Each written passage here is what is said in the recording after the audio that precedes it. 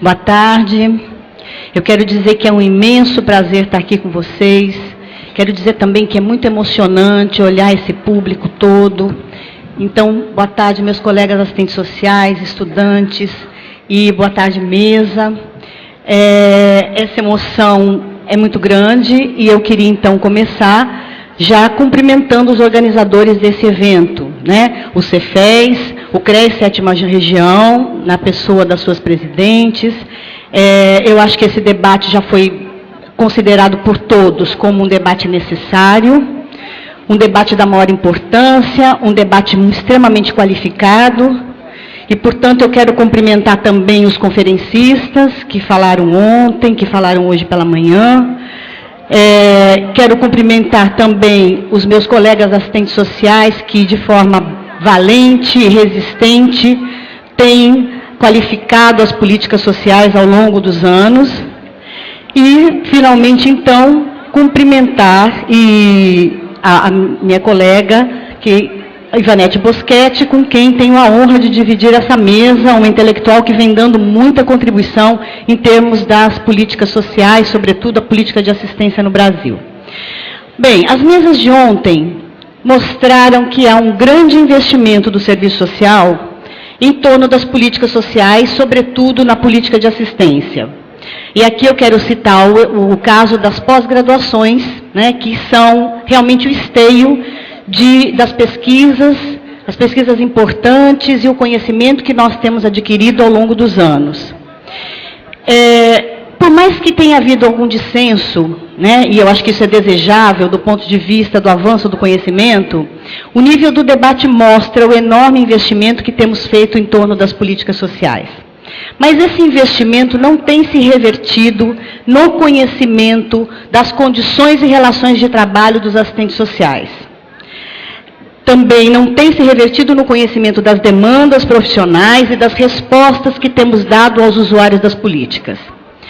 A título de informação, o estudo da professora Marilda Yamamoto nos demonstra que o serviço social, seus fundamentos, nesse sentido, então, é que a conclusão é que temos pouco conhecimento acerca dessa profissão e do ponto de vista da sua história e da sua cultura. E também pouco conhecemos os usuários dos nossos serviços. É importante, então, nessa análise, né, que eu pretendo fazer da profissão, dizer que o conhecimento da história e da cultura profissional, o conhecimento que temos da profissão, ela tem que ser desenvolvida a partir das transformações do Estado, a partir das transformações da sociedade, e transformações essas que vão repercutir de uma maneira muito particular na cultura profissional. E aqui coloca a primeira questão que eu gostaria de registrar, que é essa produção acadêmico-científica e técnico-profissional, que não produz conhecimento ainda, ou produz pouco conhecimento com relação ao serviço social, não está mostrando para nós as particularidades que esse exercício vem adquirido no contexto das transformações macroscópicas. E, como a professora Marilda nos indica, temos então que fazer a viagem de volta.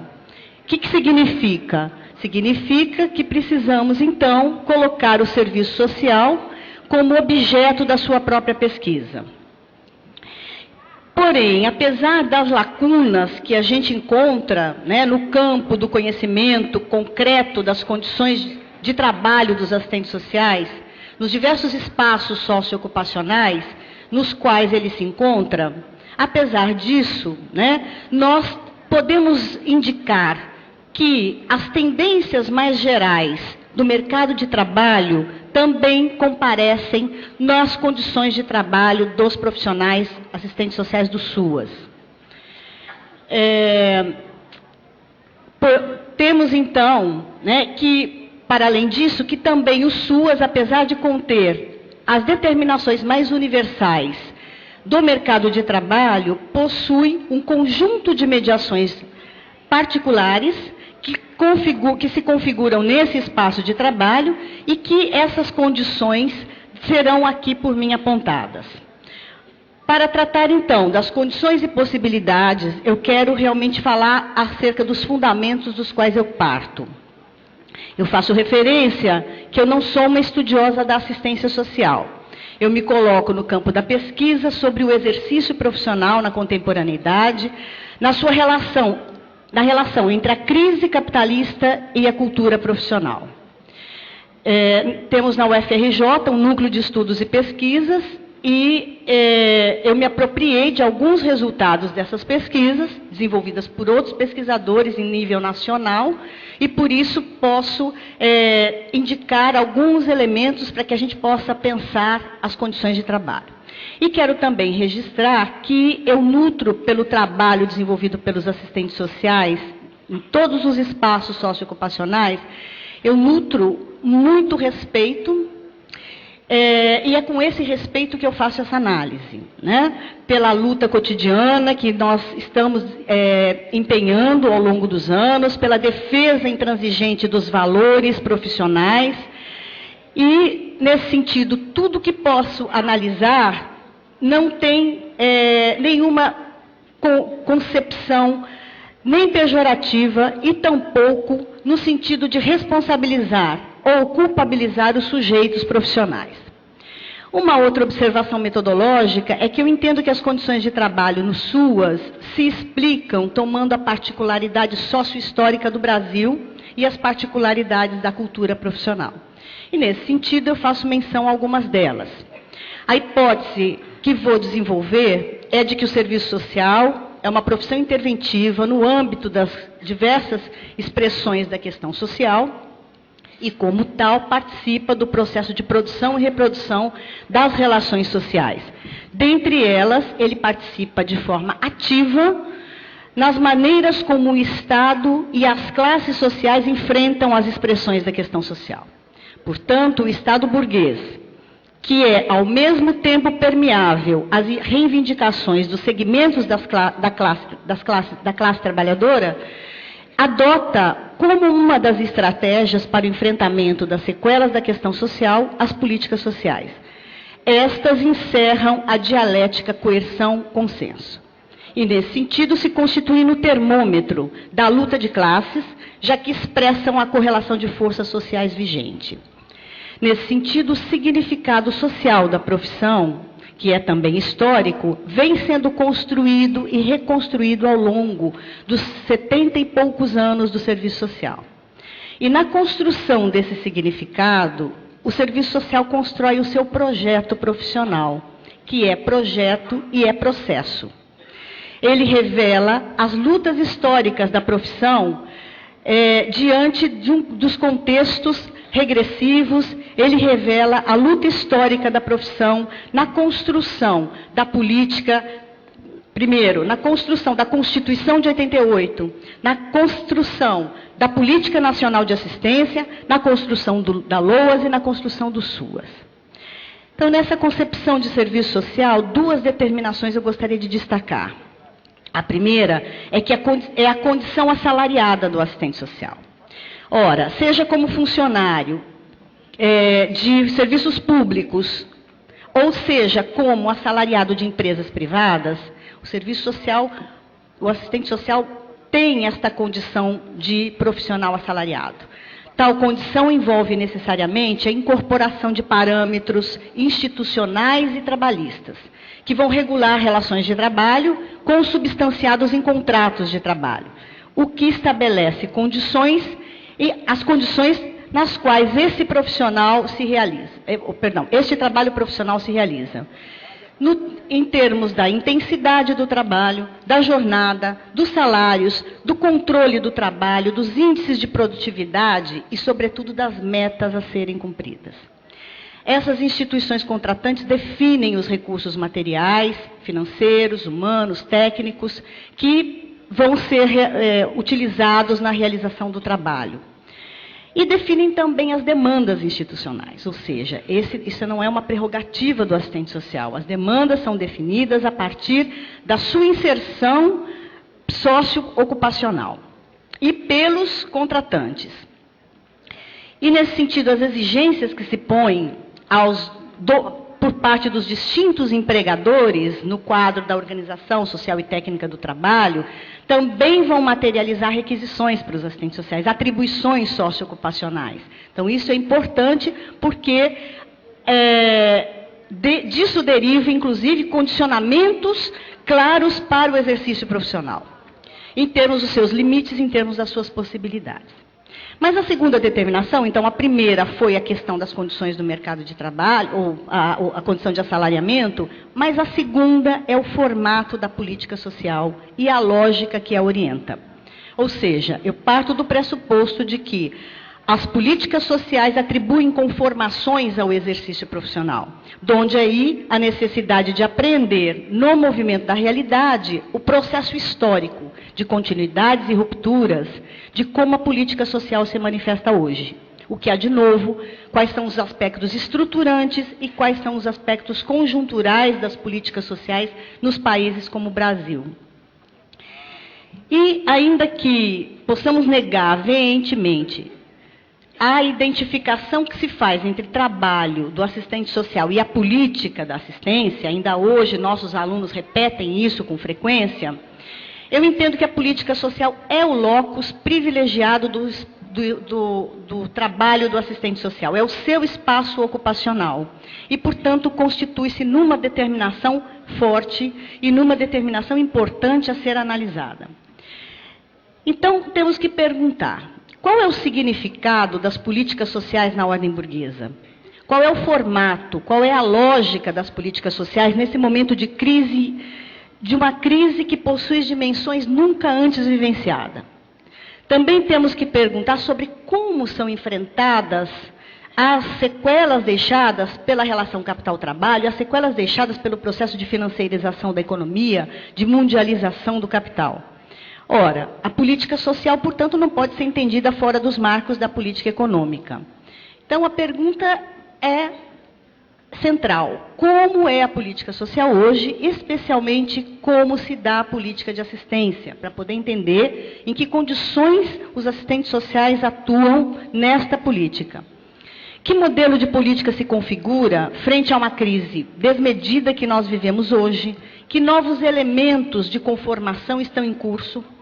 Que medidas, programas e projetos, muito mais do que políticas, são necessárias para enfrentar o desemprego ou medidas de alívio e não de combate à pobreza? O professor Faleiros, no seu livro que é Política Social, nos ensina algo que nos parece banal. Não se faz omelete sem quebrar os ovos. Então, temos que conhecer as políticas sociais por dentro, né? Eu diria até pelo avesso. E elas só se explicam na sua relação com a política econômica. O professor Evaldo Vieira, também grande estudioso da política social, vai nos dizer: o modelo de política social vigente é a política sem direitos sociais. Em linhas gerais, os estudos hoje apontam que o saldo das políticas sociais no neoliberalismo, da falta da regulação e do controle sobre o movimento do capital, da sua financiarização, foi exatamente uma retração na política pública de proteção social e uma brutal regressão de direitos. Os que vendem a sua força de trabalho, como nós, passam a se confrontar com a ampliação do desemprego, trabalho informal, trabalho precário, desestruturação das relações familiares, violência urbana, e passa a se defrontar com as contrarreformas no sistema de seguridade social, com fragmentação de necessidades sociais, com transformações de necessidades localizadas ou regionalizadas, e mesmo convertendo tais necessidades em objetos de compra e venda no mercado. A exemplo, a saúde e os fundos de pensão. Com isso, fora isso, ainda temos uma grande regressão na organização política dos trabalhadores. Nesse sentido, então, com a exponencialização das expressões da chamada questão social, faz com que elas sejam tratadas não apenas como questão moral, mas mais do que isso, faz com que elas sejam criminalizadas e punidas. Em muitos casos, somos nós, assistentes sociais, que estamos à frente desses processos de criminalização da pobreza e criminalização dos movimentos sociais. ontem, a fala da nossa companheira do Movimento dos Trabalhadores Sem Teto, ela mostra muito e nos põe claramente questionamentos acerca da postura profissional que estamos tendo diante dos movimentos sociais. Não é casual que nessa conjuntura aparecem demandas de intervenções pontuais, junto à família, práticas terapêuticas, ações de responsabilidade social, ênfase em desenvolvimento sustentável, etc. Paralelo a isso, ocorre uma precarização no ensino com a ampliação desmedida das universidades operacionais, como bem expressou Marilena Chauí, e que evidencia a desqualificação da formação universitária que repercute na prestação de serviços de qualidade à população, no âmbito dos direitos sociais. O que eu estou querendo mostrar é que o modelo de política, com traços novos e antigos, é a condição na qual os profissionais se inserem em políticas sociais e reforça um conjunto de tendências que já estão dadas na formação socio-histórica brasileira, mas também na cultura profissional.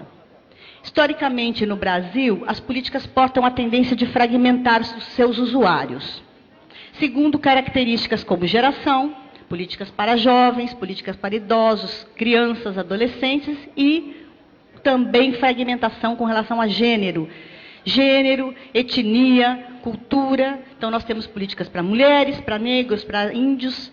Esta forma de intervenção facilita, essa forma de fragmentação facilita intervenções pontuais, individualizadas, que classifica os sujeitos como usuários de programas, dificultando uma percepção de que se trata de questões coletivas. A isso acresce-se baixos salários, as formas de contratação, contratos temporários, parciais, por projetos, por atividades, subcontratos e contratos terceirizados, o que reforça uma inserção subalterna da profissão na divisão social e técnica do trabalho e faculta um tipo de resposta que tem conteúdo de resolução imediata, né, de problemas imediatos, de problemas emergenciais. Essa inserção, portanto, né, da profissão, além da sua condição de profissão interventiva no âmbito das sequelas da profissão, ou da questão social, reforça um modo de fazer que é pontual, fragmentário, imediatista e que limita o exercício da profissão a meras ações instrumentais. A precarização, portanto, das políticas sociais e de as suas formas de tratamento pelo Estado, que em muitos casos repassa a responsabilidade para a chamada sociedade civil ou para o terceiro setor, nega justamente a concepção universal de direitos de cidadania. E como resultado dessa precarização e das condições precárias de trabalho dos assistentes sociais e também dos demais trabalhadores, nós temos, então, uma introdução de contratação de terceiros, redução da carga horária para diminuir salários, um nível de rotatividade muito grande, instabilidade no trabalho, insegurança e os vários vínculos de empregatícios, ou seja, o chamado pluriemprego.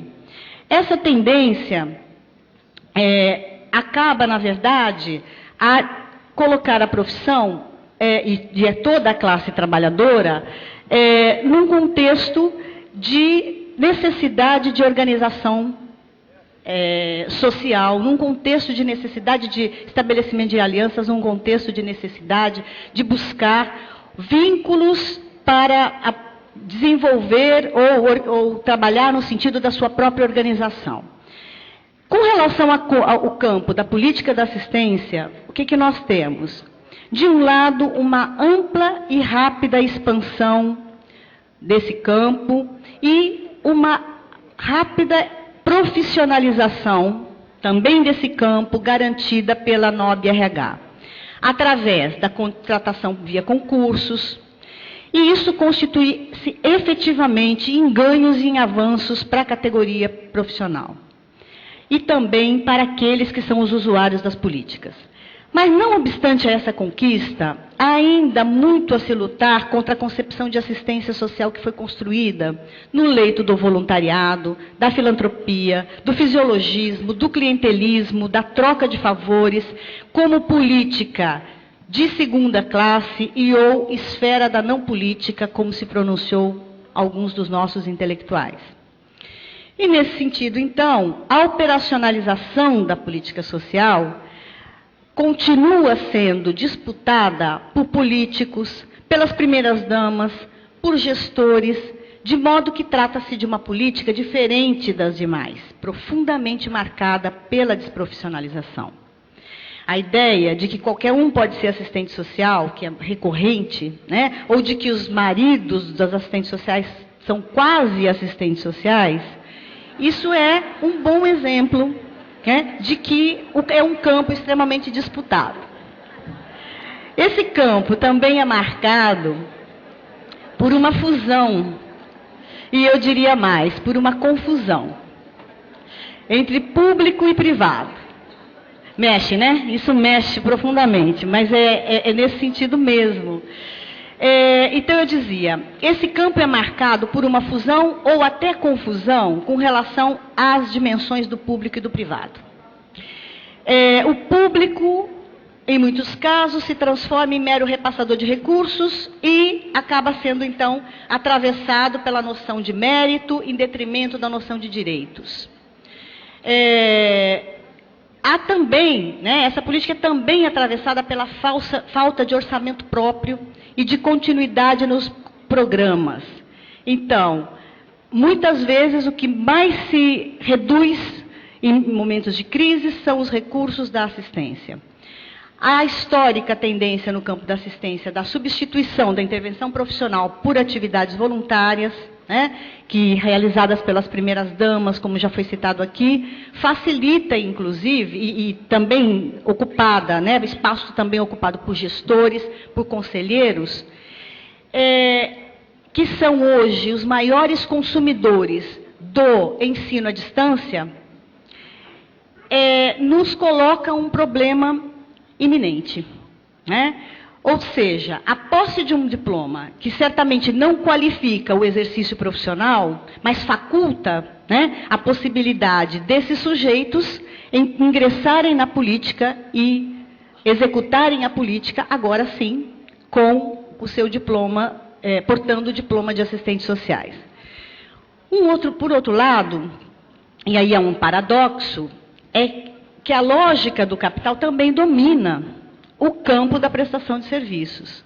A rede socioassistencial não está imune a essa lógica e, portanto, ampliam-se as condicionalidades da prestação de serviço, a alocação de recursos é condicionada pela relação custo-benefício, pelo cálculo racional, por metas quantitativistas e, tendo em vista os orçamentos insuficientes, mostrado, inclusive ontem, pela fala da professora Elaine Bering, dentro do princípio da seletividade, é colocado aos assistentes sociais que elaborem ou observem critérios de elegibilidade. O que coloca justamente o caráter seletivo na atuação profissional. Buscando o quê? Buscando, a partir de uma racionalidade, né, a partir da lógica burguesa, fazer a distinção daqueles que têm dos mais necessitados dentre os outros. E aqui a competência profissional acaba sendo sinônimo de manipulação adequada de sistemas, aplicação de normas, desenvolvimento de atividades rotineiras, burocráticas, tais como elaborar o cadastro único, né? Não que esta não seja uma atividade importante, mas ela não pode ser fim, mas meio de realização. Então, as diversas formas de contratação que se encontram hoje dentro do trabalho dos assistentes sociais no SUAS, né, por RPJ, por terceirização via prefeituras, por terceirização via outras ONGs ou outras instituições, mostra claramente as dificuldades que se tem em torno do trabalho profissional nesse campo.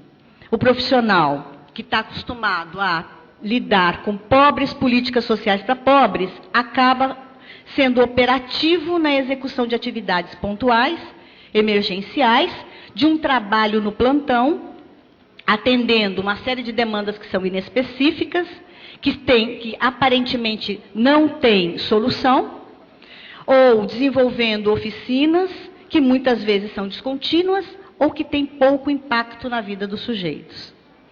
O escopo da política social atual define uma clara opção pela família, né? Certamente já tivemos uma mesa hoje pela manhã e a família, né, é pensada a partir dos seus vínculos, seus núcleos de afeto, de convivência, de solidariedade, mas também temos em torno da família processos difíceis de violência.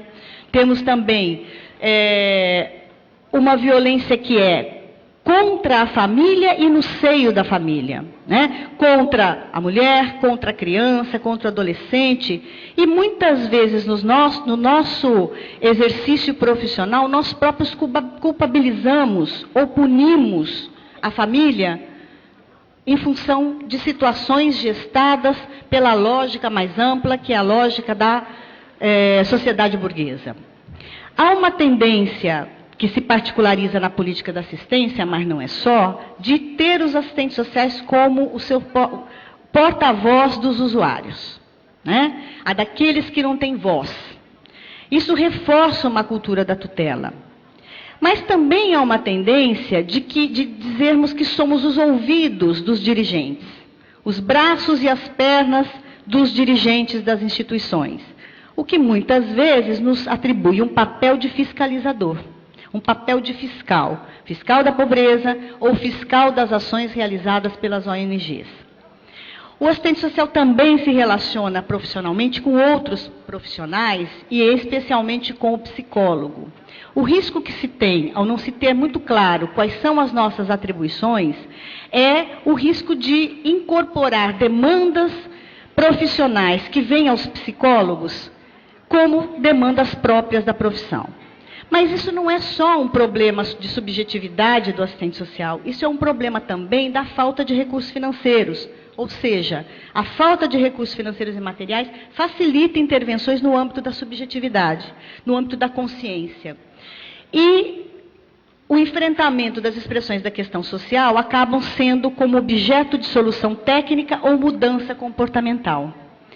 Há um conjunto de práticas que são desenvolvidas que visam a mudança do usuário, do seu modo de ser, do seu modo de pensar, da visão que ele tem sobre as suas próprias condições de vida, em detrimento de mudanças estruturais. Trata-se de um mecanismo que o professor José Paulo Neto chamou de psicologização das relações sociais. Com isso, o histórico princípio do seu ajustamento e adaptação ao meio, que é muito próprio da cultura profissional, é restaurado nesse tipo de intervenção. Portanto, à medida em que a ambiência cultural atual é muito propícia a resgatar soluções individuais, a enfatizar relacionamentos, a enfatizar soluções interpessoais, criatividades, competitividade, abordagens clínicas, abordagens terapêuticas, a utilização de técnicas de autoajuda, o projeto profissional fica refém de investidas na sua psicologização. Assim, corre-se o risco de operarmos uma redução psicologista do projeto profissional através de intervenções terapêuticas. A isso também acresce uma característica da profissão, que é o chamado, que eu estou chamando de mito da fragmentação da relação teoria e prática. O chavão de que na prática a teoria é outra é uma armadilha para nós assistentes sociais. A relativa fragilidade teórica que temos, né? A relativa fragilidade analítica que essa profissão tem, decorre justamente do descaso que nós temos muitas vezes pela teoria, né? Dizendo que nós temos teoria demais. E pela insuficiência de pesquisas e conhecimentos sobre a realidade, sobre o próprio serviço social, sobre as demandas dos usuários, sobre as novas funções assumidas pela profissão e sobre os meios e modos de resistência dos nossos usuários. E isso resgata uma reivindicação histórica da profissão por modelos ou por instrumentos técnicos para intervenção. Ora, é exatamente nesse contexto que nós temos que ter clareza teórica e política para entender como as transformações societárias se traduzem nas particularidades prático-profissionais do serviço social, se traduzem no cotidiano dos assistentes sociais do SUAS, se traduzem no cotidiano dos assistentes sociais e se traduzem na vida dos usuários das nossas políticas e dos nossos serviços. E, assim, exige-se muita atenção, né? Muita atenção para perceber como as determinações macroscópicas estão, então, funcionando e colocando e alterando as lógicas e os processos históricos que nós estamos inseridos. E, nesse sentido, é que precisamos superar a visão empobrecedora do positivismo, que naturaliza, que criminaliza e que pune as diversas expressões da questão social, abstraindo as suas dimensões, fundamentalmente históricas e econômicas. E aí um assistente social aguerrido, ele vai buscar pensar e questionar o tempo todo também qual é o significado do seu fazer cotidiano, né? Buscando aprender a lógica desse exercício profissional, num contexto mais geral, buscando então conhecer como essa trajetória histórica do serviço social explica muito do que acontece no seu cotidiano profissional, o que acontece nos CRES, né? O que acontece no dia a dia do plantão. E perguntar também como os usuários dos serviços percepcionam essa política que nós desenvolvemos, né? Pensando no nosso compromisso historicamente assumido com os usuários das políticas. Então, como os usuários percepcionam essa política de assistência e como percebem o exercício profissional nesse contexto do SUAS. Volto a lembrar a fala da colega do Movimento dos Trabalhadores Sem Teto, justamente nos provocando diante de posturas que nós vimos assumindo frente aos movimentos sociais. Há, portanto, que se qualificar esse campo e lutar com relação à conquista de concursos públicos cada vez mais, não só a conquista do concurso, mas também a efetivação, quer dizer, a contratação dos assistentes sociais via concursos, também lutar pelo constante aprimoramento, qualificação dos campos de trabalho, que são também campos de estágio. Aí eu queria chamar a atenção para o fato de que, ao qualificarmos o SUAS, nós também estamos pensando no aspecto da formação profissional, né? Nós estamos qualificando os supervisores de estágio, nós estamos qualificando o espaço de estágio ou campo de estágio dos nossos alunos.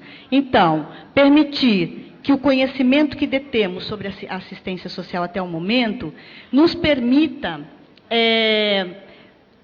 colocar subsídios, né, oferecer subsídios sobre o exercício e a formação profissional para a formação. Então, a ideia é que temos que converter os conhecimentos que temos sobre a política de assistência social em subsídios para a formação de futuros assistentes sociais. E aí eu reivindico uma coisa que para mim é muito importante, é que possamos levantar o perfil dos profissionais que atuam no SUAS hoje. Para que a gente possa conhecer as condições de trabalho que temos que conhecer quem é o sujeito profissional. Uma pesquisa do Cefes foi feita para conhecer os assistentes sociais em termos de uma pesquisa nacional, e eu penso que seria muito importante se nós pudéssemos investir para conhecer quem são os assistentes sociais que hoje atuam no SUAS. E aí, também, gostaria de colocar, pensando então naquela tese, né, de que o projeto profissional é também um processo, pensá-lo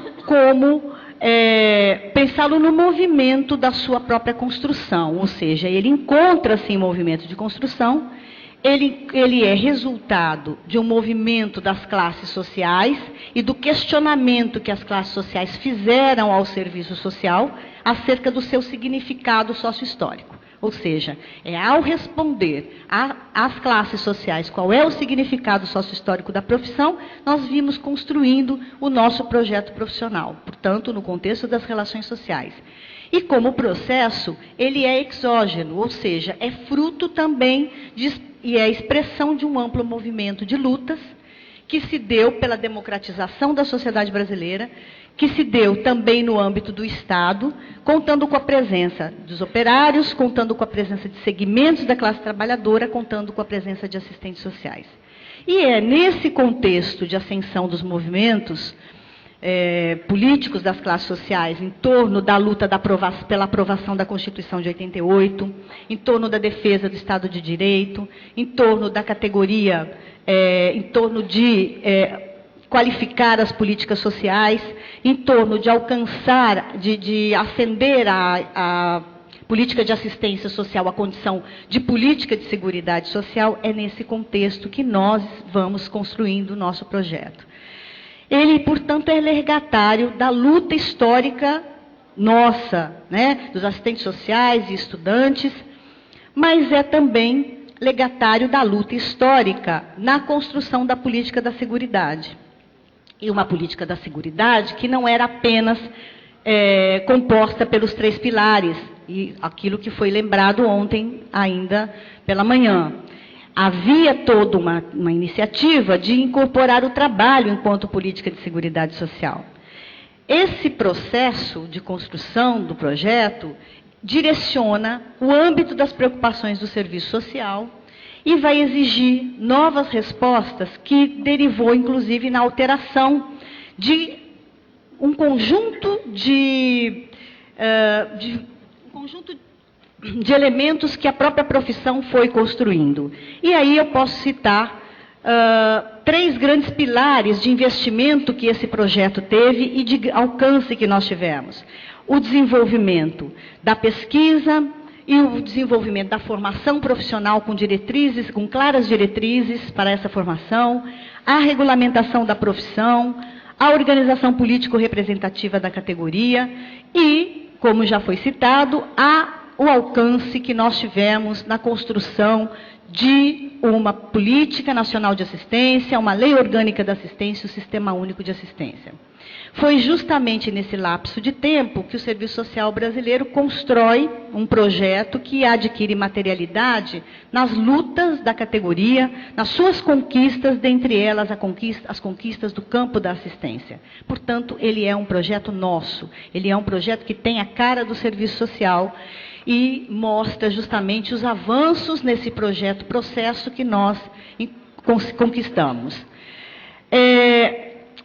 E como resultado de lutas coletivas, né, eu também queria chamar a atenção que ele é resultado da inserção cotidiana dos assistentes sociais nos espaços socioocupacionais dos mais diversos. Né? Ele é resultado da aliança que fazemos com os nossos usuários, ele é resultado da correlação de forças que estabelecemos junto aos nossos contratantes. Então, ele é resultado também, fundamentalmente, da nossa intervenção profissional. E queria chamar a atenção que no campo da assistência, um resultado claro e objetivo que temos é justamente o resultado dos conselhos, das políticas sociais, é o resultado da organização de conselhos. Né? E isso, nesse ponto, cabe a observação de que é um investimento a ser, há que se investir nesse campo, porque é o campo que nos possibilita trazer a participação da população e estabelecermos as nossas alianças com os nossos usuários dos serviços e das políticas. E também queria chamar a atenção para o fato de que, ao fim e ao cabo dessa reflexão, e pensando também que temos construído uma série temos conquistado uma série de questões, eu gostaria de colocar que temos um patrimônio a ser cuidado, né? Nosso patrimônio está, primeiro, em torno da nossa produção teórica, especialmente aqui eu faço a referência à política da assistência. O nosso patrimônio está na organização político-representativa da categoria, que é uma peculiaridade brasileira, né? Que é algo muito caro, muito raro, e que mostra, né, um nível de maturidade política intenso. E eu queria chamar a atenção para isso, porque dele vai depender, né, essa organização política da categoria é algo que a gente tem realmente que guardar, né, que preservar. E ela depende muito da maturidade que a gente tem para enfrentar as diferenças. E depende também da maturidade que temos que ter para enfrentar os antagonismos. Então, é nesse sentido que é importante que a gente mantenha os debates e as diferenças num campo qualificado, né? Que a gente mantenha os debates e as diferenças e saiba distinguir a diferença do antagonismo, né? No sentido de que a busca da unidade, né, é importante para que essa categoria se mantenha preservando suas conquistas em torno do seu projeto profissional.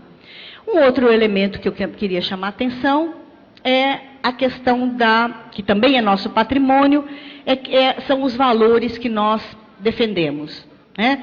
Hoje, como sempre, dentro da sociedade capitalista, a gente percebe que justamente são os valores menos observados, né? São os valores, esses valores estão numa contracorrente, justamente do movimento que o capital faz, e esses valores são da maior importância para que a gente se aproprie deles e entenda o seu sentido, né? E supere a mera visão formalista, a mera visão abstrata desses valores, como petição de princípio, mas que eles sejam incorporados no nosso dia a dia, a partir do momento que nós entendemos do que estamos falando, né? O que queremos quando falamos sobre a liberdade, o que queremos quando falamos sobre a democratização da sociedade, ou seja, a apropriação da riqueza socialmente produzida, então que ele seja vivenciado no nosso dia a dia. E, por último, eu acho que nós temos o patrimônio, ou nós temos a vantagem, né, de estarmos enfiados até o último fio de cabelo na realidade, né? Eu acho que isso, a nossa inserção na realidade é que nos convoca o tempo todo a responder a ela, é a nossa inserção na realidade, aqui que vai nos colocar, podendo negar as diversas investidas da pós-modernidade, que questiona a existência de uma realidade objetiva, né, que vê a realidade como um simulacro, produto da vontade dos sujeitos. Então, é impossível, né, que o assistente social conclua que essa realidade que ele vive é uma mera representação e não, né, algo que precisa ser modificado, algo que precisa ser enfrentado. Então, é nesse sentido, no sentido de que a realidade nos desafia a todo momento a conhecê-la, né, feito a esfinge que nos diz: conheça-se, ou eu te conheça-me ou eu te devoro. Eu acho que é importante chamar atenção para que essa inserção na realidade é que nos dá a clareza de que não se muda a realidade pelo mero desejo, né? Mas é pela nossa inserção concreta nesses espaços socioocupacionais, dentre os quais o espaço do SUAS. Então, acho que é um espaço para ser qualificado cada vez mais, é um espaço para ser enfrentado cada vez mais, e penso que esse evento, assim, nos convoca, né? Eu imagino que isso seja apenas o começo desse debate. Acho e tenho convicção de que vamos continuar discutindo em outros fóruns da categoria, e penso que a gente tem que investir no conhecimento que os assistentes sociais têm, mas que tem que se traduzir isso tem que ser divulgado, tem que ser difundido, tem que ser traduzido em formas de sistematização de prática. E para isso eu convoco os colegas assistentes sociais a escreverem, a refletirem sobre sua prática e a tentar cada vez mais sistematizá-la para que ela seja realmente subsídios para que a gente possa pensar juntos as alternativas profissionais. Então, penso que temos dois grandes desafios, né? Um desafio que é o desafio do conhecimento, um desafio via a pesquisa, um desafio via a nossa possibilidade de não apenas produzir conhecimentos sobre os fundamentos, mas também produzir conhecimentos sobre o que estamos fazendo, o que somos e quem somos. E o segundo é justamente como nos organizarmos para enfrentar, para resistir a essas situações, né? E nesse sentido eu acho que o conjunto Cefas-CREs e esse evento é a primeira forma, né, quer dizer, não é a primeira, mas é uma das formas que a gente tem para buscar a resistência dos nossos espaços na qualificação e na melhoria dos nossos espaços de trabalho, mas também em termos da defesa dos nossos valores e dos valores de uma sociedade que possa ser cada vez mais, que a riqueza possa ser cada vez mais socializada. Então, muito obrigada e seguimos no debate.